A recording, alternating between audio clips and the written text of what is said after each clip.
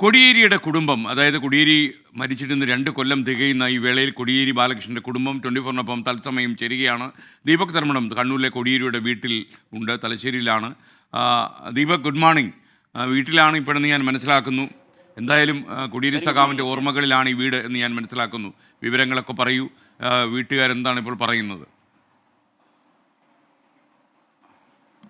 S K N പറഞ്ഞത് തന്നെയാണ് ശരി. കോടിയേരിയുടെ ഓർമ്മകളിൽ തന്നെയാണ് ഇപ്പോഴും ഈ കോടിയേരി വീട്. നമുക്ക് ഈ ദൃശ്യങ്ങളിൽ കാണാം. നമ്മുടെ ക്യാമറാമാൻ പ്രജ്വൽ ഒന്ന് പാൻ ചെയ്ത്. കോടിയേരിയുടെ കൊച്ചുമക്കളാണ് എൻ്റെ കൂടെ ഉള്ളത്. കണ്ണാ, അച്ചാച്ചനെ വല്ലാതെ മിസ് ചെയ്യുന്നുണ്ടോ?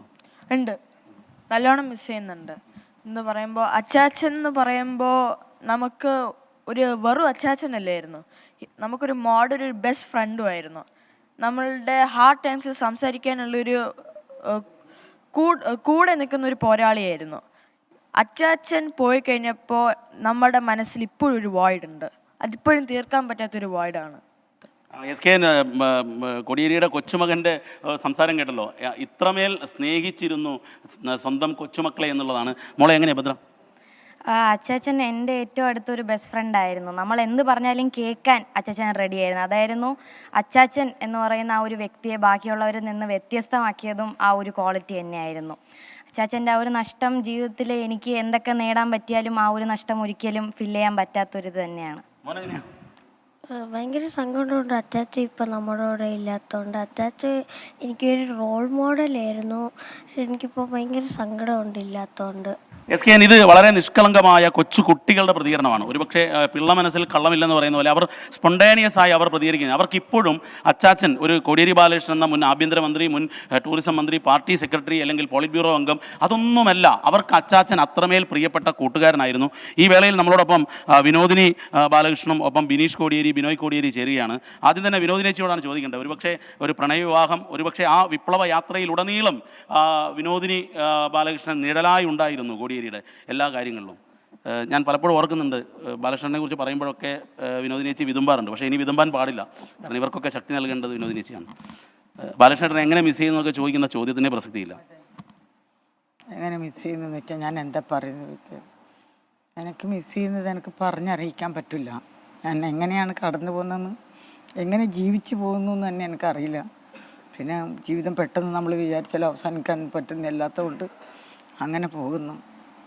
എപ്പോൾ വേണമെങ്കിലും തീർന്നു കിട്ടണേ എന്ന ആഗ്രഹത്തോടു കൂടി ഞാൻ നടക്കുന്നത്. അങ്ങനെയൊന്നും ഒരിക്കലും ചിന്തിക്കാൻ പാടില്ല. അതെ, അല്ലാണ്ട് ഇങ്ങനെ ചോദിക്കുമ്പോൾ എനിക്ക് അറിഞ്ഞൂടെ എന്താ പറയേണ്ടതെന്ന് എനിക്കറിയില്ല. ഈ ബാലകൃഷ്ണൻ്റെ അവസാന അസുഖമുള്ള നിമിഷങ്ങളിൽ പോലും ഓരോ ഘട്ടത്തിലും പാർട്ടിയായിരുന്നു അദ്ദേഹത്തിന് പ്രധാനം. സമ്മേളനങ്ങളിലെത്തൽ, ഒരുപക്ഷെ അദ്ദേഹത്തിൻ്റെ ജീവിതം തന്നെ കുടുംബത്തെക്കാളപ്പുറം പാർട്ടിക്കായിരുന്നു. അതായിരുന്നു. പക്ഷേങ്കിൽ കുടുംബത്തിനും ബാലചേട്ടനും നല്ല പ്രാധാന്യം തന്നിട്ടുണ്ട്. പുറത്തുനിന്ന് വീട്ടിലെത്തിക്കഴിഞ്ഞാൽ പിന്നെ ഒരു തികച്ചും ഫാമിലി മാനായി മാറുമായിരുന്നു. പാർട്ടിയെ അതേപോലെ സ്നേഹിച്ചിട്ടുണ്ട്, ജനങ്ങളെ അതേപോലെ സ്നേഹിച്ചിട്ടുണ്ട്. പക്ഷേ ഞങ്ങളും അതേപോലത്തെ കരുതലുണ്ടായിരുന്നു. ആ കരുതലാണ് ഞങ്ങൾക്ക് നഷ്ടപ്പെട്ടു പോയത്. അച്ഛൻ്റെ പാതയിൽ ഒരു സംഘടനാ പ്രവർത്തനത്തിലൊക്കെ സജീവമായാണ് ബിനീഷ് നിൽക്കാറുള്ളത്.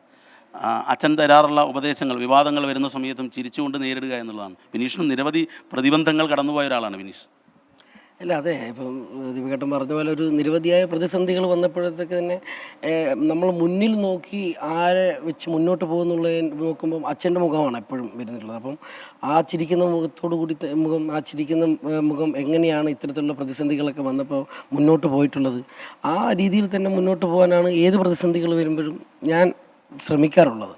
പിന്നെ ഇപ്പം നേരത്തെ വെച്ച പോലെ ഒരു മിസ്സിങ് എന്ന് പറയുന്നത് ഇപ്പം നമ്മളുടേത് മാത്രം മിസ്സിങ് ആയിട്ട് മാത്രമല്ല അച്ഛൻ്റെ ഒരു വിയോഗത്തെ ഈ 2 വർഷത്തിനിടയിൽ ഞാൻ നോക്കി കാണുന്നത്. കാരണം നിരന്തരമായിട്ട് ബന്ധപ്പെട്ടുകൊണ്ടിരിക്കുന്ന നിരന്തരമായിട്ട് സഖാക്കൾ അച്ഛൻ്റെ ഓർമ്മകൾ പറയുന്നത്. ഈ 2 വർഷത്തിനിടയിൽ എന്നെ സംബന്ധിച്ചിട്ട് ഒരു ദിവസം പോലും അച്ഛൻ്റെ ഒരു ഫോട്ടോയോ അല്ലെങ്കിൽ ഒരു പ്രസംഗമോ ഒരു റീലോ അല്ലെങ്കിൽ ആരുടെത്തെങ്കിലും ചേർന്ന് അവരോടൊപ്പം നിൽക്കുന്ന ഒരു ഫോട്ടോയോ അയച്ചു തരാത്ത ഒരു ദിവസം പോലും എൻ്റെ ജീവിതത്തിൽ ഉണ്ടായിട്ടില്ല എന്നുള്ളതാണ്. എല്ലാ ദിവസവും ഏതെങ്കിലും ഒരു സഖാവ് നമ്മളൊരു ഫോട്ടോ അല്ലെങ്കിൽ ഏതെങ്കിലും അച്ഛനുമായിട്ട് ബന്ധപ്പെട്ട ഒരാളൊരു ഫോട്ടോയോ പ്രസംഗമോ അവരോടൊപ്പം നിന്ന് നിരന്തരമായിട്ടുള്ള ഓർമ്മകളാണ്. അപ്പം ആ ഓർമ്മകൾ എന്ന് പറയുമ്പോഴത്തേക്ക് അത് ചിലപ്പോൾ ഒരു നഷ്ടം നമ്മുടെ മാത്രം നഷ്ടമാണ് എന്ന് നമ്മൾ ചിലപ്പോൾ അത് നമ്മുടെ മാത്രം നഷ്ടമല്ല എന്നുള്ളതാണ് ജീവിതത്തിൽ ഈ 2 വർഷത്തിനുള്ളിൽ പൂർണ്ണമായിട്ടും ബോധ്യപ്പെടുന്നത്. മറ്റൊരു കാര്യം, ഈ കോടിയേരിയുടെ മരണത്തെ പോലും വിവാദമാക്കാൻ ശ്രമിച്ച പാർട്ടി ശത്രുക്കളുണ്ട്. ഇപ്പം PV അൻവർ പോലും കോടിയേരിയുടെ മരണത്തെ വിവാദമാക്കാൻ ശ്രമിക്കുകയാണ്. ഇത് കാണുമ്പോൾ എന്താണ് ബിനീഷിന് തോന്നുന്നത്? ബിനീഷ് ഒരു പാർട്ടി പ്രവർത്തകൻ കൂടിയാണ്.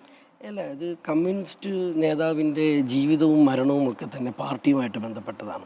അപ്പം അദ്ദേഹത്തിൻ്റെ ജീവിതമായാലും മരണമായാലും മരണത്തിന് ശേഷമുള്ള കാര്യങ്ങളായാലും തന്നെ പാർട്ടിയാണ് അത് കൃത്യമായിട്ട് നോക്കുന്നത്. അപ്പോൾ പാർട്ടിയോട് ചേർന്ന് ജീവിച്ച ഒരു ജീവിതമാണ് സഖാവ് കോടിയേരിയുള്ളത്. അപ്പോൾ പാർട്ടിയാണ് എല്ലാം. പാർട്ടി തീരുമാനിച്ച കാര്യങ്ങൾ, പാർട്ടി പറയുന്ന കാര്യങ്ങളാണ് അതിൽ വസ്തുതയുള്ളത്. മറ്റുള്ളതൊക്കെ തന്നെ നിരന്തരമായ ഇടതുപക്ഷ വിരുദ്ധ ചേരികൾ ഉണ്ടാക്കുന്ന കാര്യങ്ങളൊക്കെ തന്നെ. ഇടതുപക്ഷ ചേരികൾ നിരന്തരമായിട്ട് ഓരോ കാലഘട്ടത്തിലും ഓരോ രീതിയിലാണ് പാർട്ടി ആക്രമിക്കാറുള്ളത്.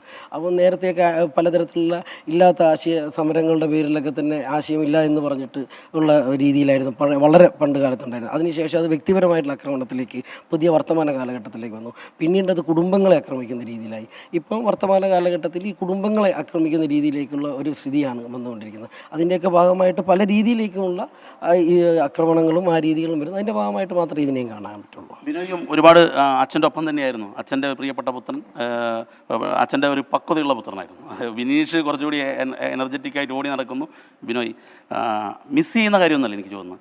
ഈ അച്ഛൻ ഉണ്ടായിരുന്നെങ്കിൽ എന്ന് തോന്നിയ പല സന്ദർഭങ്ങൾ കടന്നുപോയിട്ടുണ്ടാവും ജീവിതത്തിൽ പിന്നീട്. അച്ഛൻ ഉണ്ടായിരുന്നെങ്കിൽ എന്ന് എല്ലാ ദിവസവും എൻ്റെ മനസ്സിലുണ്ടാവുന്ന ഒരു കാര്യമാണ്. അച്ഛൻ ഇപ്പോഴും നമ്മുടെ കൂടെ ഉണ്ടായിരുന്നെങ്കിൽ. കാരണം ഒരച്ഛൻ്റെ നഷ്ടം എന്താണെന്ന് ഇപ്പം അറിയാലോ. അപ്പോൾ നമുക്ക് മാത്രം എല്ലാവർക്കും അങ്ങനെ തന്നെയാണ്.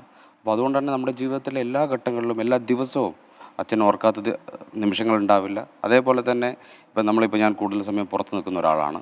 ഇപ്പോൾ ദുബായിലായാലും ശരി, എവിടെയായാലും ഒരു മലയാളിയെ കാണുമ്പോൾ അവർക്കെല്ലാം നമ്മളെ കാണുമ്പോൾ ഒരു സ്നേഹം, അത് അച്ഛൻ്റെ അടുത്തുള്ള ഒരു സ്നേഹമാണ്. അത് ആ രീതിയിലാണ് ഞാൻ എപ്പോഴും കണ്ടിട്ടുള്ളത്. അതുകൊണ്ട് തന്നെ അച്ഛൻ്റെ ഒരു വിടവ് നമ്മളെ വിട്ടുപോയിട്ടുള്ളത് അതെപ്പോഴും അതേപോലെ തന്നെ നിൽക്കും. വിനോദിനേച്ചിയോടാണ് അവസാനത്തെ ചോദ്യം. ഈ ബാലകൃഷ്ണേട്ടനെ വിവാദത്തിലേക്ക് വീണ്ടും മരണത്തിന് ശേഷവും പെടുത്താൻ ചിലരൊക്കെ ശ്രമിക്കുന്നുണ്ട്. വിനോദിനേച്ചി തന്നെ പലപ്പോഴും വിനീഷിനെ കൊണ്ട് പോസ്റ്റ് ഇടിപ്പിക്കുകയൊക്കെ ചെയ്ത സംഭവങ്ങൾ ഉണ്ടായതാണ്. ഇപ്പോൾ പി വി അൻവറും ആ രീതിയിൽ പ്രവർത്തനത്തിൽ പാർട്ടിക്കെതിരാണ്. പക്ഷേ കോടിയേരി അതിൽ വലിച്ചെടുക്കുകയാണ്. ഇതൊക്കെ കാണുമ്പോൾ വിനോദിനേച്ചിയുടെ പ്രതികരണം എന്താ? സത്യത്തിൽ ഞാനിതൊന്നും അറിഞ്ഞിട്ടേ ഇല്ല. പുറത്തെന്താ നടക്കുന്നതെന്ന് ഞാനിപ്പോൾ അറിയുന്നേ ഇല്ല എന്നുള്ളതാണ് സത്യം. ആരെങ്കിലും ഇങ്ങനെ ഇപ്പം നിങ്ങൾ 2 ദിവസം കൊണ്ട് ആൾക്കാർ വന്ന് പറയുമ്പോൾ ഞാനൊന്നും അറിയുന്നില്ല പുറത്തെന്താ നടക്കുന്നത്. പിന്നെ ഇനിയും ജീവിച്ചിരിക്കുമ്പോൾ ഉള്ളതിനേക്കാൾ കൂടുതൽ ഇനിയും ഇങ്ങനെ വിവാദത്തിലേക്ക് വലിച്ചിഴക്കരുത് എന്ന് തന്നെ എനിക്ക് പറയാനുള്ളൂ. അല്ലാണ്ട് ഞാനൊന്നും അറിയുന്നില്ല, എന്ത് നടക്കുന്നതെന്നൊന്നും ഞാനിപ്പോൾ അറിയുന്നില്ല. Thank you. ബിനീഷിന് അങ്ങോട്ടേക്ക് പയ്യാമ്പലത്തേക്ക് പോകാൻ സമയമായി. ഈ കുടുംബത്തോടൊപ്പം എന്നും ബാലകൃഷ്ണനോടൊപ്പം 24 ഉണ്ടായിട്ടുണ്ട്. നമ്മൾ അത്രയും വ്യക്തിപരമായ ബന്ധം SKNുമായും ഞാനുമായിട്ടൊക്കെ ഉള്ളതാണ്. ശ്രീകണ്ഠനായിട്ട് നേരത്തെ കുടുംബപരമായിട്ടുള്ള ബന്ധമാണ്. അപ്പം മിക്കവാറും നമ്മൾ തിരുവനന്തപുരത്ത് വെച്ചൊക്കെ കാണുമ്പോഴും വളരെ കൃത്യമായിട്ടുള്ള സരസമായി സംസാരിക്കുമ്പോഴും എപ്പോഴും ഒരു വ്യക്തിപരമായിട്ടുള്ള ബന്ധം അച്ഛനുമായിട്ട് സൂക്ഷിക്കുന്നുണ്ട്, ഞാനുമായിട്ട് സൂക്ഷിക്കുന്നുണ്ട്. അപ്പോൾ 24 നമ്മളെ കുടുംബപരമായിട്ടും ഒരു ബന്ധമുള്ള ചാനൽ കൂടിയാണ്. Thank you. SKN ഈ കോടിയേരിയുടെ കുടുംബം അഭ്യർത്ഥിക്കുന്നത് ഈ 2ാം ഓർമ്മ ദിനത്തിൽ ഇനിയും കോടിയേരിയെ വിവാദത്തിലേക്ക് തള്ളിവിടരുത്, വിവാദത്തിലേക്ക് കൊണ്ടുപോകരുത്. വളരെ വികാരപരമായി വിനോദിനി ബാലകൃഷ്ണൻ പറഞ്ഞത്, ജീവിച്ചിരിക്കുന്ന സമയത്ത് ഒരുപാട് വേട്ടയാടി, ഇനിയെങ്കിലും വിവാദത്തിലേക്ക് കോടിയേരിയെ കൊണ്ടുപോകരുത് എന്ന് അഭ്യർത്ഥിക്കുകയാണ് ചെയ്തിരിക്കുന്നത്. SKN. ഓക്കെ, കോടിയേരി സഖാവിൻ്റെ വീട്ടിൽ നിന്ന് നമുക്കൊപ്പം ചേർന്ന ദീപക് ധർമ്മടമാണ്.